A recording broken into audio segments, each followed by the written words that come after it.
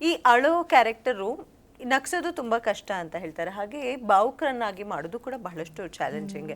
So ಯಾವ ರೀತಿ ಇರುತ್ತೆ ನಿಮ್ಮ ಮನಸ್ಥಿತಿ, ನಿಮ್ಮ ಪ್ರಿಪರೇಷನ್ ಫಾರ್ ದ ರೋಲ್? ಒಂದು ಸೀನ್ ಇದೆ ಸಿನಿಮಾದಲ್ಲಿ, ಅವತ್ತಿಗೆ ನಂದು ಒಂದೇ ಸೀನ್, ಅವತ್ತು ಶೂಟ್ ಮಾಡಿದ ದಿನಕ್ಕೆ ನಂದು ಒಂದೇ ಸೀನ್ ಇತ್ತು. That was the last scene. ಅದಕ್ಕೆ ಮುಂಚೆ ಪೃಥ್ವಿ ಸರ್ದು ಅವ್ರದ್ದೆಲ್ಲ ಆಗ್ತಾಯಿತ್ತು. ನನಗೆ ಸರ್, ಡೈರೆಕ್ಟರ್ ಸರ್ ಸ್ಕ್ರಿಪ್ಟ್ ಕೊಟ್ಟು ಇದು ಒಂದೇ ಸೀನ್ ಇರೋದು, ಪ್ರಿಪೇರ್ ಆಗಬೇಕು, ಹಿಂಗೆ ಬೇಕು, ಹಿಂಗೆ ಬೇಕು ಅಂತ ಹೇಳಿದರು. ಒಂದೇ ಟೇಕಲ್ಲಿ ಮಾಡಬೇಕು, ಹಿಂಗೆ ಬೇಕು ಅಂತ. ಸೊ ಅದು ಹೆಂಗೆ ಅಂದರೆ ಇನಿಷಿಯಲಲ್ಲಿ ಎಮೋಷ್ನಲ್ ಇರಲ್ಲ, ಅವಳ ಕಷ್ಟನ ಹೇಳ್ಕೋತಾ ಬಾವುಕಳಾಗುವಂಥ ಒಂದು ಸೀನ್ ಅದು. ಸೊ ಆ ಸೀನಿಗೆ ಎಲ್ಲರೂ ನನಗೆ ಕ್ಲಾಪ್ಸ್, ಇಡೀ ಸೆಟ್ಟಲ್ಲಿ ಎಲ್ಲರೂ ನನ್ನ ಕ್ಲಾಪ್ಸ್ ಮಾಡಿದರು. ಓಕೆ. ಸೊ ಯಾ, ಅದು ಅಳೋದು ಸೀನಲ್ಲಿ ಹಿಂಗೆ ಅಂದರೆ ನಾನು ಫಿಕ್ಸ್ ಆಗಿಬಿಟ್ಟಿದ್ದೆ. I was into the character. ನಾನೇ ಆ ಕ್ಯಾರೆಕ್ಟರ್ನ ಜೀವಿಸ್ತಾ ಇದ್ದೀನಿ ಅನ್ನೋ ಥರ. I will be mentally prepared ಆ ಥರ. ಮೆಂಟಲಿ ಪ್ರಿಪೇರ್ ಆಗ್ತೀರಾ. ಸೊ ಈ ಪುಷ್ಪಾ ಮೇಡಮ್ ಏನಿದ್ದಾರೆ, ಸೊ ಅವರು ನಿಮ್ಮ ಆ್ಯಕ್ಟಿಂಗ್ ನೋಡಿ ನಿಮ್ಗೇನಾದರೂ ಅಪ್ರಿಷಿಯೇಟ್ ಮಾಡಿರೋದು ಆ ಥರದ್ದು ಏನಾದರೂ ಆಗಿದೆ? ನಾನು ಅವ್ರನ್ನ ಒಂದೇ ಸಲ ಮೀಟ್ ಮಾಡಿದ್ದು. ಬಟ್ ಡೈರೆಕ್ಟರ್ ಸರ್ ಹೇಳ್ತಾ ಇದ್ರು, ತುಂಬ ಇಷ್ಟಪಟ್ಟರು ಮೇಡಮ್ಮು ಆ ಸೀನ್ ನೋಡಿ ಅಂತೆಲ್ಲ ಹೇಳಿದ್ದಾರೆ. ಆ್ಯಂಡ್ ನಾನು ಅವ್ರನ್ನ ಮೀಟ್ ಮಾಡಿದಾಗಲೂ ಶಿ ಈಸ್ ಲೈಕ್, ನಾನು ಹೇಳಿದ್ದೆ, ನಮ್ಮ ಟೀಮ್ ಅವ್ರಿಗೆ ಹೇಳಿದ್ದೆ, ಯಾವುದೇ ರೀತಿ ತೊಂದರೆ ಆಗಬಾರ್ದು, ಎಸ್ಪೆಷಲಿ ಆರ್ಟಿಸ್ಟಿಗೆ. ನಿನಗೆ ಯಾವುದೇ ರೀತಿ ತೊಂದರೆ ಆಗಿಲ್ಲ ಅಲ್ವಾ ಅಂತ ಕೇಳಿದ್ರು. ಯಾವುದೇ ರೀತಿ ತೊಂದರೆ ಅನ್ನೋದಕ್ಕಿಂತ ನಾನು ಫ್ರೆಶರ್, ಅಂದರೆ ಸೀರಿಯಲ್ ಮಾಡಿದ್ದೀನಿ, ಬಟ್ ಸಿನಿಮಾಗೆ ಅಂತ ಬಂದಾಗ ನಾನು ಫ್ರೆಶರ್.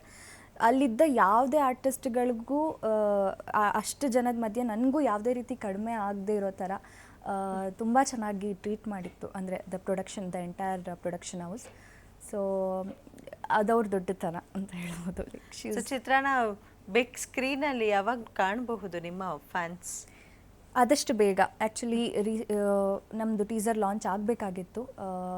ಇಂಡಿಯಾ ಪಾಕಿಸ್ತಾನ್ ವಾರಿಂದ ನಾವು ಸೆಲೆಬ್ರೇಷನಲ್ಲಿ ಇರೋಕ್ಕಾಗಲ್ಲ ಅನ್ನೋ ಕಾರಣಕ್ಕೆ ಸ್ವಲ್ಪ ಪೋಸ್ಟ್ಪೋನ್ ಮಾಡಿದ್ದಾರೆ. ಆದಷ್ಟು ಬೇಗ ಟೀಸರ್ ಲಾಂಚ್ ಆಗುತ್ತೆ ಆ್ಯಂಡ್ ಸಿನಿಮಾನು ಬೇಗ ಬರುತ್ತೆ ಅಂತ. ಸೊ ಒಂದು ಸಿನಿಮಾ ಮಾಡಿದ ತಕ್ಷಣ ಬಹಳಷ್ಟು ಆಫರ್ಗಳು ಬರ್ತಾ ಇರುತ್ತೆ. ಸೊ ಆ ಥರದ್ದು ಏನಾದರೂ ಆಗಿದೆಯಾ? ನೆಕ್ಸ್ಟ್ ಯಾವ ಕಡೆ ತಮ್ಮ ಪಯಣ? ಸದ್ಯಕ್ಕೆ ಯಾವುದೂ ಇಲ್ಲ. ಇದಾದ್ಮೇಲೆ ನೋಡೋಣ. ಸೊ ಹಾಗಾದರೆ ನಿಮ್ಮ ಫ್ಯಾನ್ಸ್ ನಿಮ್ಮನ್ನ ಇನ್ಮೇಲೆ ಬರೀ ಬಿಗ್ ಸ್ಕ್ರೀನಲ್ಲಿ ಮಾತ್ರ ನೋಡೋಕ್ಕೆ ಸಾಧ್ಯನಾ? ಸ್ಮಾಲ್ ಸ್ಕ್ರೀನಿಗೆ ಬರಲ್ವಾ? ಹಾಗೆ ಅಂತ ಹೇಳೋಕ್ಕಾಗಲ್ಲ. ಸಿನಿಮಾನೇ ಮಾಡ್ತೀನಿ ಅಥವಾ ಸೀರಿಯಲ್ಲೇ ಮಾಡ್ತೀನಿ ಅಂತ ಹೇಳಲ್ಲ. ಬಿಕಾಸ್ ನಾನು ಹೇಳ್ದಂಗೆ ಯಾವುದನ್ನು ನಾವೇನೇ ಒಂದು ಪ್ಲ್ಯಾನ್ ಮಾಡಿದ್ರು ಅದು ಬೇರೆನೇ ಇರುತ್ತೆ. ಲೈಕ್ ಬಟ್ ನೀವು ವಿಶ್ ಮಾಡೋದೆಲ್ಲ ಆಗ್ತಾ ಇದೆಯಲ್ಲ ನೋಡಿ, ರಿಯಾಲಿಟಿ ಶೋಲ್ಲಿ ಕಾಣಿಸ್ಕೊಳ್ಬೇಕು ಅನ್ನೋದು ನಿಮ್ಮ ಫಸ್ಟ್ ವಿಶ್ ಆಗಿತ್ತು. That was the only wish actually. DKD ಒಪ್ಕೊಳ್ಳೋದಕ್ಕೂ ಅದೇ ಕಾರಣ. ಲೈಕ್ ಸೀರಿಯಲ್ ಕ್ವಿಟ್ ಮಾಡಿದ್ದೆ ನಾನು, ಅದಾದಮೇಲೆ DKD ಬಂದಿದ್ದು. DKD ಒಪ್ಕೊಳ್ಳೋದಕ್ಕೆ ಕಾರಣನೇ ನಾನು ರಿಯಾಲಿಟಿ ಶೋ ಮಾಡಬೇಕನ್ನೋ ಕಾರಣಕ್ಕೇ ಅದು. And DKD is my favourite journey in my entire life. ಅದು ಇಟ್ ವಾಸ್ ತುಂಬ ಮೆಮೊರೇಬಲ್ ಆಗಿ ಚೆನ್ನಾಗಿತ್ತು. It was too good. So ಅದು ಒಂದೇ, that was the only wish. I never thought ನಾನು ಸೀರಿಯಲ್ ಲೀಡ್ ಮಾಡಬೇಕು, ಸಿನಿಮಾದಲ್ಲಿ ಲೀಡಾಗಿ ಮಾಡಬೇಕು, ಯಾವತ್ತೂ ಅಂದ್ಕೊಂಡಿರಲಿಲ್ಲ. ಇಟ್ ವಾಸ್ ಆಲ್ ಅದಾಗದೇ ಬಂದಂಥ ಅವಕಾಶಗಳು. I am very much grateful for that. Okay. So ಮುಂದಿನ ದಿನಗಳಲ್ಲಿ ಈ ಹೀರೋ ಜೊತೆ ಮಾಡಿದ್ರೆ ನಂಗೆ ಸಿಕ್ಕಾಪಟ್ಟೆ ಖುಷಿ ಆ್ಯಂಡ್ ಈ ಹೀರೋ ಜೊತೆ ಮಾಡಲೇಬೇಕು ಅನ್ನೋ ಆಸೆ ಇದ್ದರೆ ಯಾವ hero? Rakshit Shetty sir. Actually ನಾನು ಅವ್ರ ಜೊತೆ ಆ್ಯಕ್ಟ್ ಮಾಡೋದಕ್ಕಿಂತ ಅವರ ಟೀಮ್, ಅಂದರೆ ಡೈರೆಕ್ಷನ್ ಟೀಮಲ್ಲಿ ವರ್ಕ್ ಮಾಡಬೇಕು ಅಂತ ಅಂದರೆ ಆ್ಯಸ್ ಎ ಡೈರೆಕ್ಷನ್ಗೆ ಇಳಿಬೇಕು ಅನ್ನೋ ಆಸೆ? No not like that.